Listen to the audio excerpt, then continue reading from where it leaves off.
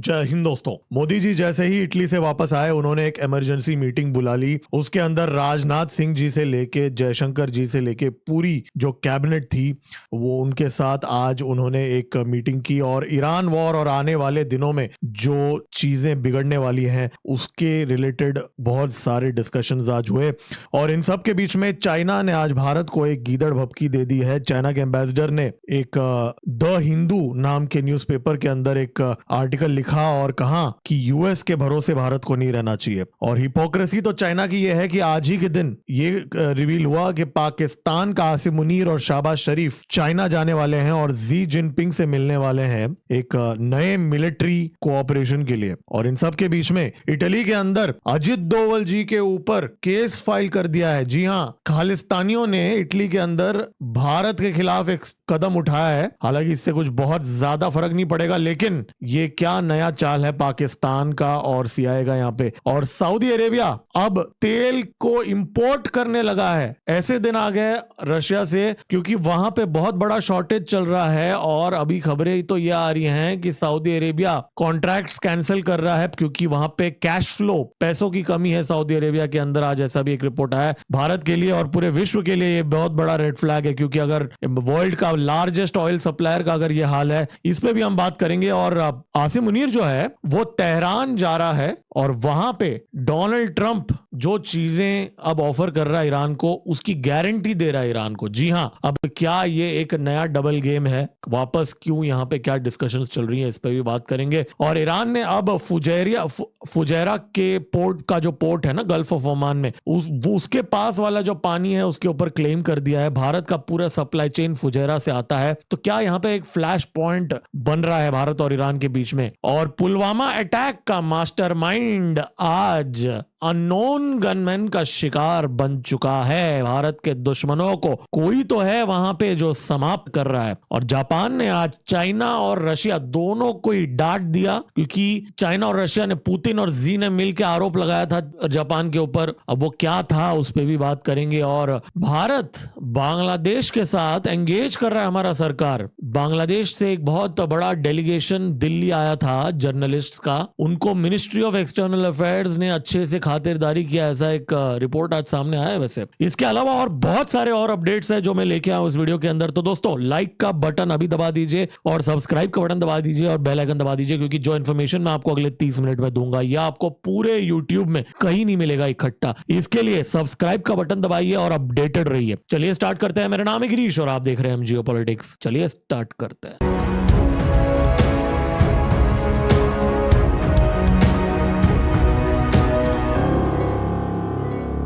देखिए, मोदी जी के इटली के ट्रिप से वापस आने के बाद तुरंत एक बहुत ही हाई लेवल कैबिनेट काउंसिल की मीटिंग बुला ली। उसके अंदर राजनाथ सिंह जी थे, जयशंकर जी थे। आज वो मीटिंग इनफैक्ट ये वीडियो की रिकॉर्डिंग के टाइम पे हो रही है। और ये मीटिंग के अंदर जो इस समय ईरान वॉर को चलते हुए हालात बद से बदतर हो रहे हैं। वैसे मैं आपको याद दिला दूं, पेट्रोल के और डीजल के भाव 2 बार बढ़ चुके हैं। अब माना जा रहा है वापस बढ़ने वाला है। मैं आपको याद दिला दूं, कुछ ही दिन पहले मोदी जी ने कहा था कि ये जंग जो है ये 2 से 3 डेकेड्स पीछे लेके जा सकता है पूरे विश्व को। और आज चाइना ने भारत को एक गीदड़ भभकी दे दी। चाइना का जो एम्बेसडर है मिस्टर जू फेहोंग, उन्होंने द हिंदू के अंदर एक आर्टिकल पब्लिश किया, China US summit that Drew global attention. ठीक है, वैसे तो ये चाइना यूएस समिट के बारे में था, लेकिन यहां भारत के लिए कुछ मैसेजेस थे। सबसे पहला मैसेज ये था कि भारत को अमेरिका को के ऊपर काउंट नहीं करना चाहिए अपनी लड़ाई लड़ने के लिए। अब उसका उदाहरण उन्होंने ये दिया कि डोनाल्ड ट्रंप ने फॉक्स न्यूज में एक इंटरव्यू कहा जी जिनपिंग से मिल के आने के बाद अमेरिका के अंदर कि I am not looking to have somebody go independent and we are supposed to travel 9500 miles to fight a war. मतलब बेसिकली ट्रंप ने कहा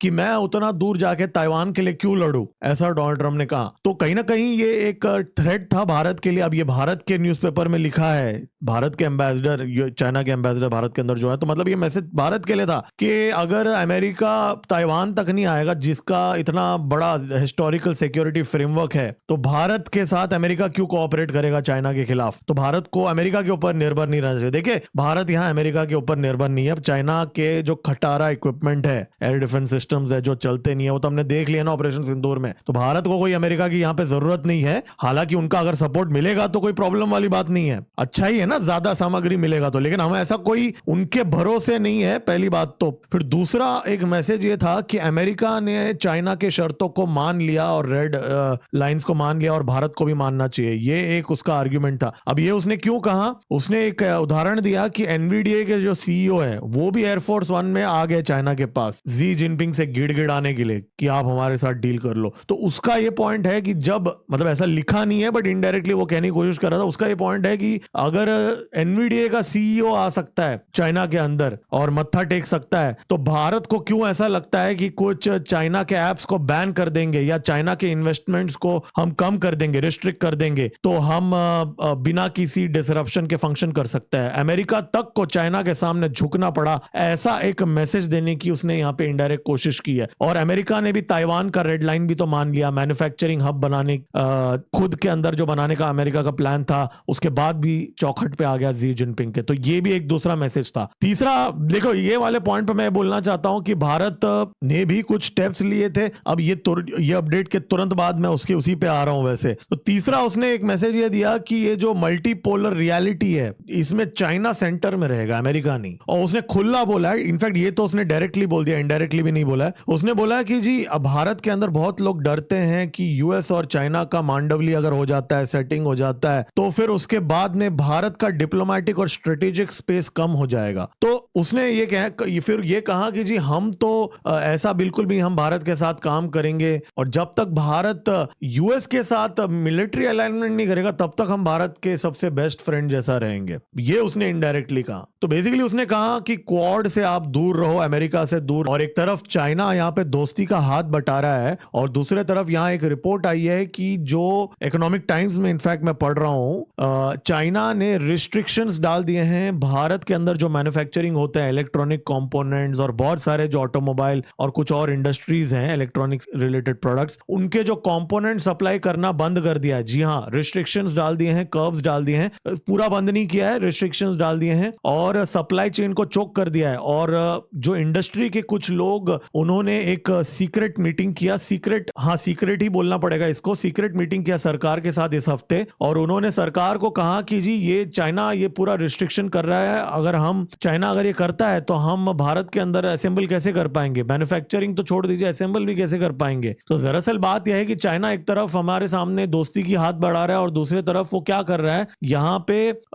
जो भी इंडस्ट्रीज चाइना से फैक्ट्रीज को शिप करके भारत के अंदर लेके आ रहे हैं या अमेरिका के अंदर भी लेके आ रहे हैं, खास करके भारत के अंदर लेके आ रहे हैं, उनके खिलाफ एक्शन लिया जा रहा है चाइना के अंदर। और उनके जो बोर्ड ऑफ डायरेक्टर्स हैं और उनके जो सीनियर मैनेजमेंट है, उनके खिलाफ सैंक्शंस लगाने की बातें की जा रही है यहाँ पे चाइना के अंदर। जी हाँ, मतलब ये डायरेक्ट हमला है, इकोनॉमिक हमला है भारत के ऊपर। चाइना ये कर रहा है कि अगर कोई भी कंपनी चाइना से फैक्ट्री मूव करके भारत के अंदर लेके आता है तो उस कंपनी के ऊपर सैंक्शंस लगा रहा है। और ये हमारे भारत के अंदर जो इंडस्ट्रीज हैं वो उन्होंने हमारे मिनिस्ट्री को जाके बताया और उन्होंने बोला कुछ कीजिए वरना हम मैन्युफैक्चरिंग नहीं कर पाएंगे। और हमारी जो सरकार है, चाइना ने यहाँ पे वापस पीठ पे छुरा भोंका है। अब आप बोलेंगे पीठ पे क्यों छुरा भोंका है? वेल, अभी कुछ ही दिन पहले हमने इस चैनल में डिस्कस किया था कि प्रेस नोट 3 की जो रिस्ट्रिक्शन है, हमने चाइना के ऊपर रिस्ट्रिक्शन लगाया था गलवान के बाद में कि अगर कोई भी चाइनीज कंपनी को, चाइनीज की नहीं, भारत के पड़ोसी कंपनी, मतलब वो चाइना ही है, पाकिस्तान तो इन्वेस्ट नहीं करता ना, कोई भी चाइनीज कंपनी अगर भारत के अंदर उसको एक इन्वेस्ट करना है बियॉन्ड द थ्रेशोल्ड, तो उसको सरकार से परमिशन लेना पड़ेगा। ये हमने शर्त रखी थी, प्रेस नोट 3 बोलते हैं इसको, ये गलवान के बाद में रखा था। अब खबर ये आ रही है कि उसको रेसिप्रोकेट करना चाहिए ना, अगर हमने दोस्ती का हाथ बढ़ाया है तो चाइना को भी करना पड़ेगा ना। तो हमने दोस्ती का हाथ क्या बढ़ाया कि हमने ये प्रेस नोट 3 के रेस्ट्रिक्शंस को निकालने का डिसीजन लिया था। जी हां, हमने अभी ये जो प्रेस नोट 3 के जो रेस्ट्रिक्शंस हैं उसको रिलैक्स किया हुआ है, मतलब कुछ नॉन क्रिटिकल सेक्टर के अंदर हमने चाइनीज इन्वेस्टमेंट्स को अलाउ किया है। ठीक है, तो चाइना को तो रेसिप्रोकेट करना चाहिए ना, चाइना को रिस्पॉन्ड करना चाहिए। नहीं, चाइना ने क्या किया, उल्टा किया। हमने जब ये रिलैक्स किया ट्रेड का, इन्वेस्टमेंट का रूट, तो चाइना ने उल्टा हमारा ही सप्लाई चेन बंद कर दिया यहाँ पे। तो ये है चाइना की असलियत। और दूसरे तरफ यहाँ पे ऐसे आर्टिकल्स लिखते हैं, गीदड़ भपकिया देते हैं। तो देखिए इसमें कोई दो राहें नहीं है, वो हमारे शत्रु हैं और जियोपॉलिटिक्स में शत्रु के साथ भी काम करना पड़ता है। अमेरिका के साथ भी हम काम कर रहे हैं, बैलेंस बना रहे हैं, चाइना के साथ भी कर रहे हैं। और जो इतने दशकों तक हम सो रहे थे, हमारा देश सो रहा था, आत्मनिर्भर नहीं बन पाया, उसका नतीजा है ये। एक तरफ अमेरिका है और दूसरी तरफ चाइना है। अब आपको यह भी समझना पड़ेगा कि भारत को, मैं खुद भी इनफैक्ट आज कमेंट पढ़ रहा था, मेरे दोपहर के वीडियो में जो जेन जी प्रोटेस्ट के बारे में मैंने बनाया था, उसमें कुछ लोगों ने कमेंट भी किया था कि मैं खुद सोचने में पड़ गया वो कमेंट पढ़ के। कुछ हमारे पुराने सब्सक्राइबर है, उन्होंने बोला कि सर आप ये बोल रहे हो कि यूनाइटेड स्टेट्स CIA भारत के अंदर जेन जी प्रोटेस्ट करा रहा है, लेकिन हमारी सरकार भी तो कहीं ना कहीं अमेरिका के ही पक्ष में काम कर रही है इस समय, ऐसा लग रहा है देख के। तो एक सेकंड के लिए मैं भी सोच में पड़ गया कि हाँ यार ये बात तो सच है, लेकिन फिर ऐसी ऐसी खबरें हमें दिख जाती हैं जहां पे एक तरफ कुआं है और एक तरफ खाई है। तो अगर हम चाइना से के साथ अगर ऐसा हमें सप्लाई चेन अगर नहीं मिलेगा, सेमीकंडक्टर्स अगर हम नहीं मिलेंगे, तो फिर हमारे पास दूसरा ऑप्शन क्या है? क्योंकि हमें तो लिथियोग्राफी मशीन चाहिए जो नेदरलैंड के अंदर है, और नेदरलैंड को कौन कंट्रोल करता है? अमेरिका कंट्रोल करता है। तो अगर हमें खुद का सेमीकंडक्टर आज के लिए बनाना है, दोस्तों इस बात पे लाइक का बटन दबा दो, क्योंकि जब भी मैं कोई मास्टर स्ट्रोक या गुड न्यूज नहीं देता हूं, लाइक नहीं मिलता। इसके लिए दिल से लाइक करना इस मोमेंट पे इस वीडियो को। मैं आपको सच बता रहा हूं, अगर भारत को सेमीकंडक्टर्स बनाने हैं, उनको लिथियोग्राफी मशीन्स चाहिए हमें, और वो लिथियोग्राफी मशीन्स इस समय नेदरलैंड सिर्फ ASML के पास है जो भारत को चाहिए, और वो अमेरिका कंट्रोल करता है। अब इसके आगे मैं कुछ नहीं बोलूंगा, आप समझदार हो। इस बात पे सब्सक्राइब का बटन भी दबा दो और बेल आइकन भी दबा दो, क्योंकि ये जो इन डेप्थ चीजें हम इस चैनल के अंदर डिस्कस करते हैं, इससे आपको एक ऑर्गेनिक पर्सपेक्टिव मिलेगा, ताकि आप अपना खुद का जजमेंट कर पाए, किसी और के नैरेटिव के ऊपर मत रहिए। और सिर्फ लिथियोग्राफी मशीन्स ही नहीं, जो सेमीकंडक्टर बनाने के लिए जो बहुत सारे कंपोनेंट्स जो हैं और बहुत सारी चीजें हैं, वो भी सप्लाई चेन इस समय या तो चाइना के कैंप में मिलेगा या अमेरिका के कैंप में मिलेगा। और खुद हम बना सकते हैं, लेकिन उसके लिए टेम्पररी नॉलेज ट्रांसफर चाहिए। जब मैं टेम्पररी बोल रहा हूं, जियोपॉलिटिक्स में टेम्पररी 5 साल का होता है या 10 साल का होता है। उसमें हमें सीखना है, नॉलेज लेना है कि क्या क्या कैसे कैसे बनता है, फिर हम आराम से बैठ के बनाएंगे। लेकिन कितनी हिपोक्रेसी वाली बात है इसकी। जो अगला जो अपडेट जो मैं देने वाला हूं, वो वही है कि चाइना का जी जिनपिंग जो है, वो आसिम मुनीर और शहबाज शरीफ से मिल रहा है मात्र कुछ ही दिन बाद। मई 23 से लेके मई 26 तक, मतलब ये सैटरडे से लेके ट्यूसडे तक, ये दोनों जिहादी जो हैं ये चाइना के अंदर रहेंगे जी जिनपिंग से। और ये जी जिनपिंग का एम्बेसडर हमें बोलता है कि हमें अमेरिका के साथ काम नहीं करना चाहिए, जो खुद पाकिस्तान को 80% वेपन सप्लाई करता है पाकिस्तान का भारत के खिलाफ, जो खुद ऑपरेशन सिंदूर में भारत के खिलाफ एक्टिव पार्टिसिपेंट था। वो भारत के ऊपर शर्तें रखने की कोशिश कर रहा है कि भारत को किसके साथ काम करना चाहिए, किसके साथ नहीं करना चाहिए। देखिए सच तो यह है कि अगर चाइना पाकिस्तान के साथ काम नहीं करता, तो शायद भारत भी अमेरिका के साथ इस लेवल का डिफेंस एंगेजमेंट ना करता। तो बॉल इज इन चाइना's कोर्ट। खैर, तो पाकिस्तान और चाइना का 75th एनिवर्सरी होगा अभी, तो इसलिए उसकी सेलिब्रेशंस होंगी चाइना के अंदर। देखिए, आपको आसिम मुनीर और शहबाज शरीफ का ये वाला ट्रिप को इस कंटेक्स्ट में देखना चाहिए, क्योंकि ये ट्रिप से जस्ट पहले, मतलब सैटरडे को ये लोग जा रहे हैं चाइना, उससे जस्ट थोड़ा पहले आसिम मुनीर तेहरान जा रहा है। देखिए, अब रिपोर्ट्स ये आ रही हैं कि आसिम मुनीर पाकिस्तान से ईरान जा रहा है और वहां पे IRGC का चीफ वहीदी से मिलेगा, जिससे आसिम मुनीर का जो दामाद है मोहसिन नकवी, जो साला है, सॉरी, तो वो या जो भी है, उसके ईरान जाके वहीदी से मिलने के तुरंत बाद अब आसिम मुनीर ईरान जा रहा है और वहीदी से मिल रहा है। अब रिपोर्ट्स ये आ रहे हैं कि आसिम मुनीर जो है वहां पे डोनाल्ड ट्रंप जो एश्योरेंसेस दे रहा है उसकी गारंटी दे रहा है। जी हाँ, अब इससे बड़ा मजाक क्या हो सकता है? पाकिस्तानियों की खुद की ही कोई गारंटी नहीं है, वो अमेरिकन की गारंटी देने के लिए जा रहे हैं। अब खबर यह आ रही है कि 30 दिन का एक सीज फायर, जी हाँ, एक नया सीज फायर, हर टाइम कुछ नई चीजें आते रहती है। 30 दिन का एक सीज फायर होगा और उसके अंदर फाइनल एग्रीमेंट नेगोशिएट होगा। लेकिन वो सीज फायर के लिए भी शर्तें रखी है अमेरिका ने। वो शर्तों को ईरान को एक्सप्लेन करने के लिए और मनवाने के लिए सो कॉल्ड आसिम मुनीर यहाँ पे जा रहा है। लेकिन ईरान ईरान के जो लीडरशिप है वो लोग ये बोल रहे हैं कि पिछले 1 महीने 1.5 महीने के अंदर जब से पीस टॉक्स का ड्रामा चल रहा है, उन्होंने उनके जो मिलिट्री कैपेबिलिटीज है उसको एक्सपैंड कर लिया है। इनफैक्ट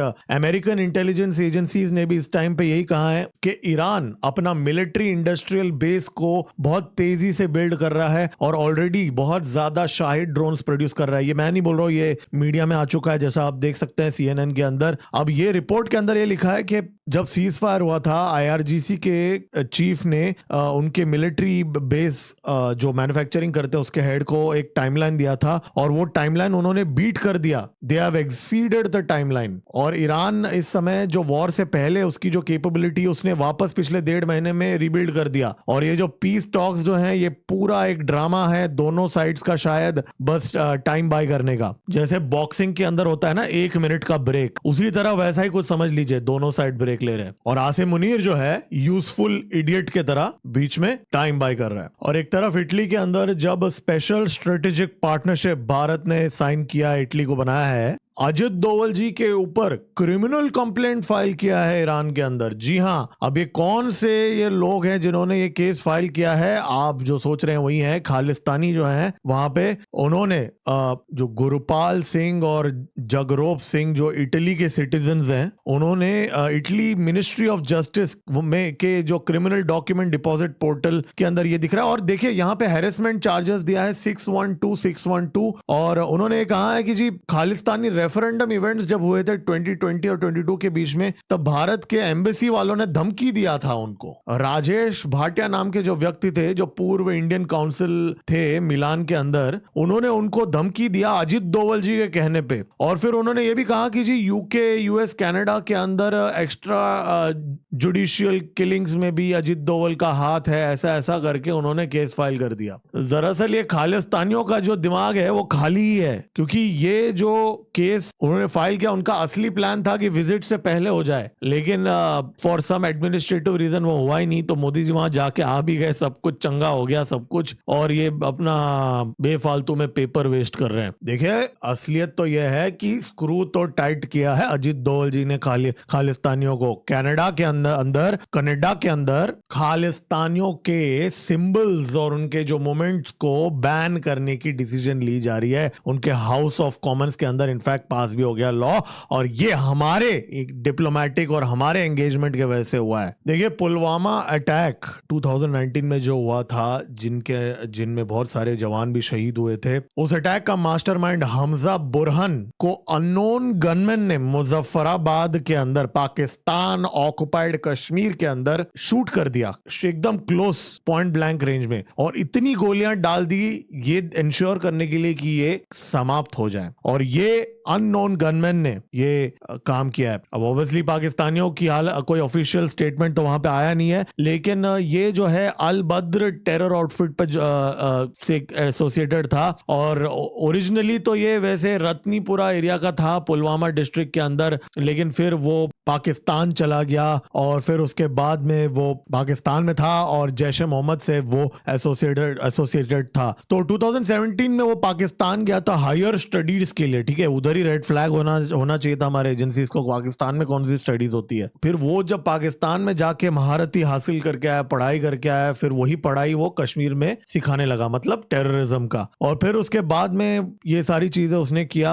अब आप देखिए जैश ए मोहम्मद का मसूद अजहर का भाई, इस चैनल में हमने कवर किया था, ताहिर अनवर डेडिकेटेड वीडियो भी बनाया था मैंने, वो मारा गया। फिर आमिर हमजा जो है लश्कर ए तैयबा का फाउंडिंग मेंबर जो है, उसको भी अननोन गनमैन ने ठोक दिया लाहौर के अंदर। उन लोगों को तो लाहौर में ठोका था ना, ये तो मुजफ्फराबाद के अंदर तो ठोकना क्या बड़ी बात है ना। इनफैक्ट 26/11 मुंबई अटैक्स का भी मास्टरमाइंड भी एक बंदा अबू कतल, वो भी मारा गया है। तो ये चैनल में हम लोग ने बहुत ट्रैक किया है, मतलब पिछले 6-8 महीनों के अंदर कितने सारे अननोन गनमैन ने ठोका है। तो ये एक और है लिस्ट में। हालांकि देखिए मेरा इस पॉइंट पे ऊपर ये भी है कि जरूरी नहीं है कि सारे लोग धुरंधरी कर रहे हैं। बहुत बार क्या होता है कि ISI का जो एजेंडा काम जो होता है वो पूरा होने के बाद उनके एसेट्स को वो क्लीन कर देते हैं, सो दैट उनके फुटप्रिंट्स ना हो। क्योंकि अगर भारत के धुरंधरी क्यों ना हो या कोई और एजेंसी के धुरंधरी क्यों ना हो, वो जब अगर इन लोगों को पकड़ लेंगे या इन लोगों से वाया इंफॉर्मेशन निकालेंगे तो और भी ये खुलासे कर सकते हैं ISI के कौन से ऑफिशियल्स हैं जो इन्वॉल्व थे, उन सब का नॉलेज इन लोगों को होता है। तो बहुत बार एसेट्स को साफ कर दिया जाता है आईएसआई के द्वारा भी, लेकिन वो भी कहीं ना कहीं ये दिखाता है कि इस समय आईएसआई डरा हुआ है, क्योंकि अगर उनकी इतनी फटी पड़ी हुई है कि अपने एसेट्स को वो क्लीन कर रहे हैं, अगर वो पॉसिबिलिटी है तो भी कहीं ना कहीं ये हमारे एजेंसीज को ही इसका क्रेडिट देना चाहिए, क्योंकि डर अच्छा है। और अगर कोई धुरंधर है जो हमें पता नहीं है तो भी अच्छा है। तो वही अगर ऐसा ही चलता रहा तो फिर सर्जिकल स्ट्राइक और ऑपरेशन सिंदूर की फिर जरूरत ही ना पड़े। अगर महीने के अगर 5-10 लोगों को ऐसे ही अगर निपटाया जाए, बस हफीज सईद का नंबर आ जाए, है ना। देखिए इसके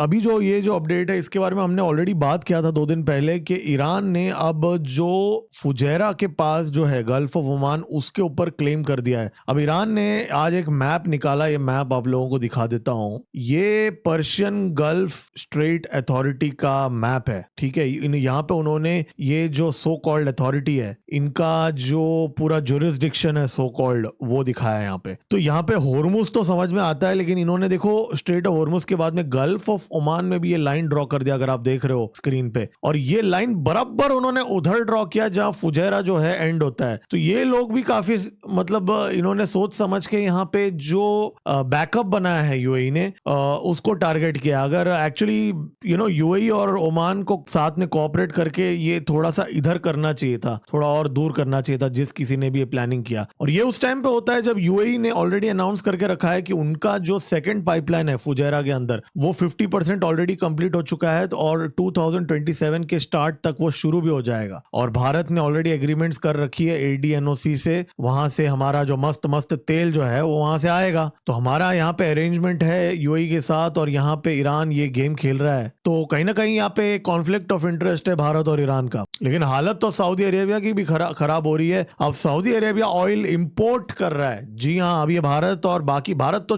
चलो है, बाकी आप सोचे ग्लोबल साउथ और छोटे मोटे देश, उनका क्या हालत होगा अगर सऊदी अरेबिया ऑयल इंपोर्ट कर रहा है। अब सऊदी अरेबिया ने रशिया से ऑयल लेना शुरू कर दिया रिपोर्ट के अनुसार, क्योंकि उनका जो ऑयल प्रोडक्शन है पहली बात तो कम हो गया है, राइट। अभी जो 3 मिलियन बैरल्स पर डे का शट इन हो चुका है। और अभी क्या हो गया कि गर्मी का मौसम है तो एसी का एयर कंडीशनिंग का डिमांड बढ़ चुका है। जी हाँ, हालांकि सऊदी में तो बाकी टाइम पे भी एसी की जरूरत होती है, लेकिन अब जो है कि 3,60,000 बैरल्स इंपोर्ट किया जा रहा है। पिछले साल के कंपैरिजन में 86% हायर है ये। तो ऐसा नहीं है कि पहले इंपोर्ट नहीं करता था सऊदी, पहले भी करता था। अब आप बोले कि भाई सऊदी को क्यों इंपोर्ट करना पड़ रहा है। वेल, बात यह है कि सऊदी का भी जो पावर जनरेशन है उसमें से एक लार्ज 30 से 40% वो ऑयल से जनरेट करते हैं, गैस से करते हैं और ऑयल से करते हैं। अब गैस का यहाँ पे शॉर्टेज हो गया, ईरान ने हिट कर दिया, तो अभी उनको ऑयल ज्यादा लगेगा। और जो